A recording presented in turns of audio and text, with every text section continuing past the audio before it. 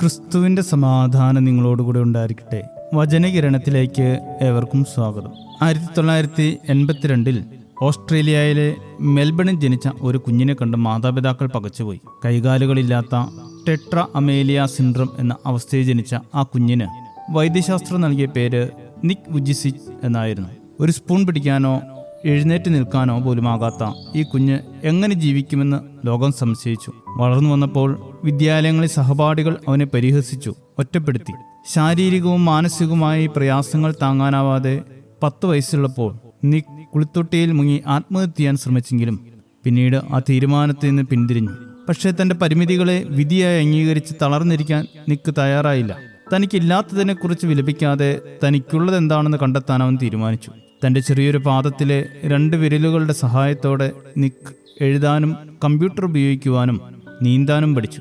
തൻ്റെ വൈകല്യത്തെയല്ല, മറിച്ച് തൻ്റെ പക്കലുള്ള കഴിവിനെയാണ് അവൻ നോക്കിയത്. തൻ്റെ 17-ാം വയസ്സിൽ പ്രസംഗവേദികളിൽ എത്തിയ നിക്ക് ഇന്ന് ഭാര്യയും 4 മക്കളുമുള്ള ലോകമറിയപ്പെടുന്ന വലിയ മോട്ടിവേഷൻ സ്പീക്കറും സുവിശേഷകനുമാണ്. ലക്ഷക്കണക്കിന് ആളുകൾക്ക് പ്രത്യാശ നൽകുന്ന നിക്ക് പറയുന്നു, കൈകാലുകളില്ലാത്തതല്ല ജീവിതത്തിലെ ഏറ്റവും വലിയ വൈകല്യം, മറിച്ച് പ്രതീക്ഷകളില്ലാത്തതാണ്. തൻ്റെ 17-ാം വയസ്സിൽ പ്രസംഗങ്ങൾ ആരംഭിച്ച അദ്ദേഹം ലൈഫ് വിത്തൗട്ട് ലിപ്സ് എന്ന സംഘടനയിലൂടെ ദശലക്ഷക്കണക്കിന് ആളുകൾക്ക് പ്രത്യാശ നൽകി വരുന്നു.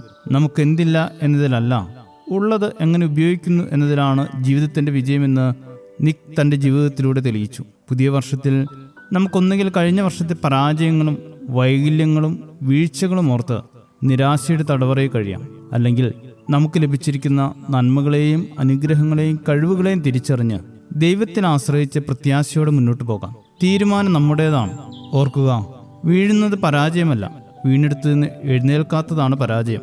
യഹോവയെ കാത്തിരിക്കുന്നവർ ശക്തിയെ പുതുക്കും. അവർ കഴുകന്മാരെ പോലെ ചിറകടിച്ചു കയറും. അവർ തളർന്നു പോകാതെ ഓടുകയും ക്ഷീണിച്ചു പോകാതെ നടക്കുകയും ചെയ്യുമെന്ന യെശയ്യാപ്രവാചകനിലൂടെയുള്ള അരുളപ്പാട് നമുക്ക് ശക്തി പകരട്ടെ. പുതിയ വർഷം ബലഹീനതകളെ തളർന്നിരുന്ന് നിരാശയുടേതാകാതെ കഴുകിനെ പോലെ ശക്തിയോടെ ചിറകടിച്ചുയരുവാൻ തക്കവണ്ണം ദൈവകൃപ നിറഞ്ഞതാകട്ടെ. ശുഭദിനം നേരുന്നു.